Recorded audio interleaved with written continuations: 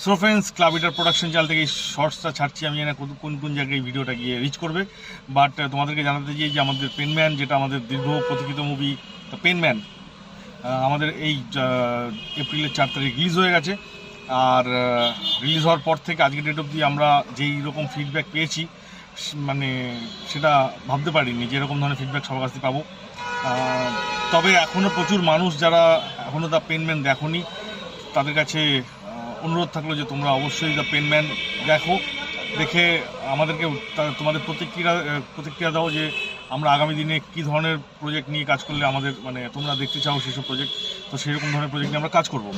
বাকি হলো পেনম্যানের মধ্যে যেসব আমরা এলিমেন্টস ইউজ করেছি সেটা আমাদের নিজেদেরই পুরো র প্রোডাকশন। কারণ আমরা এই প্রজেক্টটাকে চেষ্টা করেছিলাম যে মানে আমরা ওরকম একটা টার্গেট নিয়ে প্রজেক্টটা বানিয়েছি যে আমরা প্রজেক্টটা বিভিন্ন শর্ট ফিল্ম ফেস্টিভ্যাল বা অন্যান্য জায়গায় যেখানে কিনা প্রদর্শনী করা যায়, আর সেখানে আমরা এটাকে দেবো কমপ্লিট করার জন্য।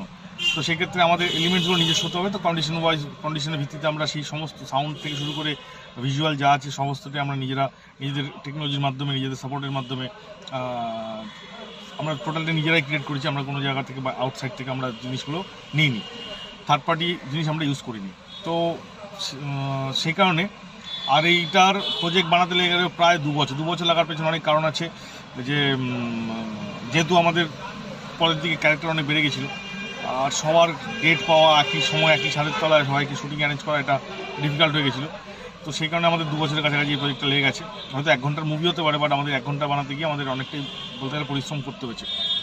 তো যাই হোক, আমাদের পরিশ্রমটা তো এই কারণে যে তোমরা যা দেখতে পারো মুভিটা তোমাদের জন্য এই মুভিটা বানানো। তো সেই ক্ষেত্রে মুভিটা কী দাঁড়ালো এই মুহূর্তে, যারা দেখেছো তারা অবশ্যই বলো মুভিটার কীরকম দাঁড়ালো। আর অনেকে ভালো বলেছে, অনেক রকমভাবে আমাদেরকে মতামত দিয়েছে মুভিটার ব্যাপারে। তো সেই ক্ষেত্রে আমরা সবারটাই শুনছি। যদি মানে খারাপ কিছু থাকে সেটাও আমাদেরকে জানিও যে এটা এরকম করলে আরেকটু বেটার হতে পারতো, বা আগামী দিনে কোন কোন জিনিসগুলো আমাদেরকে মাথায় রাখা উচিত। তো সেই জিনিসগুলো আমরা অবশ্যই ফলো আপ করবো। আর এর জন্য এই শর্টসটা বানানো। তো রিকোয়েস্ট থাকলো, এই ক্লাব ইটার প্রোডাকশন চ্যানেলে দ্য পেনম্যান রিলিজ করা হয়েছে 4 তারিখ। তোমরা অবশ্যই দেখো এবং জানাও আমাদেরকে।